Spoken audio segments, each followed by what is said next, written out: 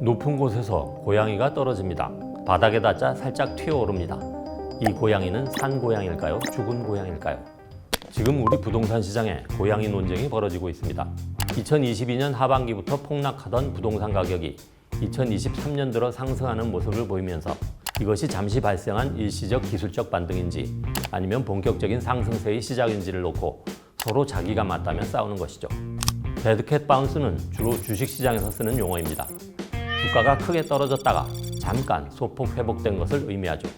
폭락하던 주식이 별다른 이유 없이 가끔씩 반등하기도 하기 때문에 높은 곳에서 떨어뜨리면 죽은 고양이도 튀어오른다는 말로 비유한 겁니다. 바닥에 부딪힌 충격으로 살짝 튀었을 뿐 죽은 고양이니까 더 올라갈 일은 없겠죠. 물론 살아있는 고양이라면 힘이 꽤 올라갈 거고요.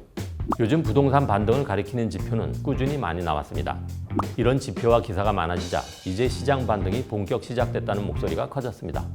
또 그에 맞물려 다시 가격은 하락할 거다. 일부 지역 얘기 갖고 희망회로 돌리지 마라. 이런 반박도 이어지고 있죠. 시장에서 이름이 많이 알려진 분들 사이에서도 의견은 조금씩 갈립니다. 기본적으로 지금 올해 1% 성장에다가 화량도 그렇게 많이 풀리지 않고 있고 역전세난 그리고 글로벌 금융시장 불안 여러 가지 겹쳐 있기 때문에 설사 기술적 반등을 한다고 하더라도 추세적으로 크게 오르기는 좀 힘든 구조가 아니냐.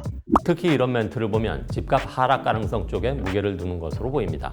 이번에 집을 못 사신 분들이라면은 시장을 좀 잘 지켜보면은 충분히 싸게 살 수 있는 기회가 있지 않을까 이렇게 보고 있습니다.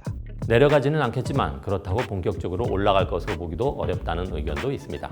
서울을 비롯한 거래량의 절대값이 아직 종전 평균 거래량 대비해서는 여전히 낮은 상태고 매수자들도 추격 매수까지 하는 상황은 이어지지 않는 것으로 보이고 있는 점을 감안하면 장기적으로는 아직 하락 국면을 끝내고 상승하는 구간으로 본격적으로 진입을 했다고 보기는 좀 무리라고 보여집니다.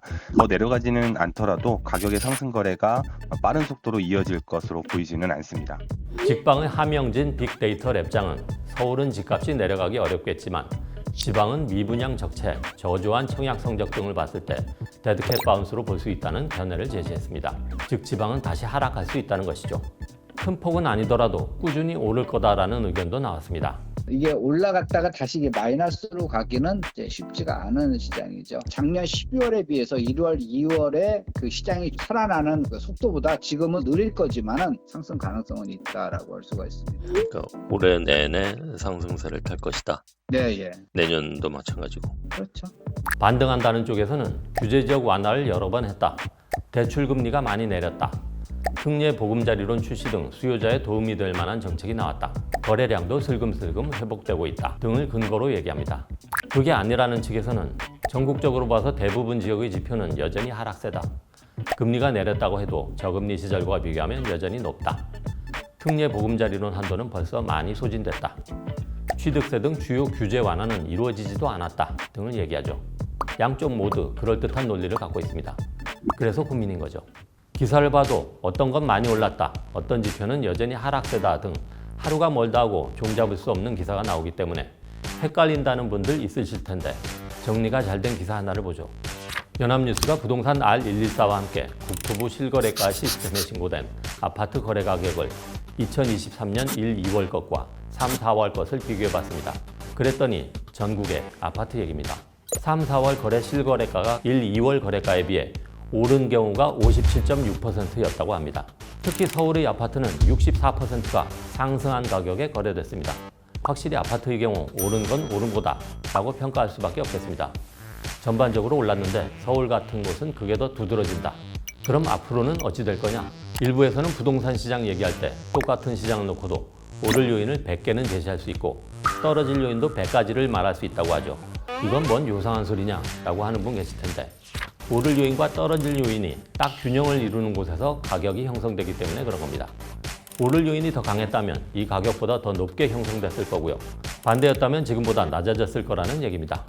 그러니까 늘 어떤 시점의 시세든 오를 요인과 하락할 요인은 팽팽한 균형을 맞추고 있는 거죠. 어느 한쪽이 강했다고 생각해 보세요. 가격이 잘 형성되지 않겠죠. 사고 싶어도 못 사는 급등장 혹은 팔고 싶어도 못 파는 급락장이 나타나겠죠. 취재를 하다 보니 앞으로 2, 3년 뒤에는 주택 공급 물량이 많이 줄어들 것이라는 전망도 나왔습니다. 아파트는 원자재 가격이 비싸서 또 미분양 아파트로 낙인 찍힐까봐 많이 안 짓는다고 하고요. 1월부터 4월까지 지난 4개월간 통계를 보면은 건설사에서 계획했던 거에 비해서 3분의 1도 채 짓지 않는다라고 나오거든요. 빌라나 오피스텔 같은 비아파트는 요즘의 전세 사기 문제가 큰 영향을 미치고 있습니다. 빌라 지으면 완전히 사기꾼 취급받는데 뭐 누가 자기 돈 들여가지고 사기꾼 취급받고 아무도 안 짓는 거예요, 다. 앞으로 집값이 오를지 내릴지 확실히 아는 사람은 없습니다. 이른바 전문가들도 확실하게 어떻다라는 전망은 잘 하지 않고요. 설령 딱 부러지게 전망을 하더라도 어차피 책임은 못 집니다. 스스로 판단해야 합니다. 몇 달 지나면 지금의 전망을 누가 맞고 누가 틀리게 했는지 나오겠지만 그때 가면 또 그래서 앞으로는 어떻게 될 건데? 가 궁금해지겠죠. 잘 판단해 보시기 바랍니다.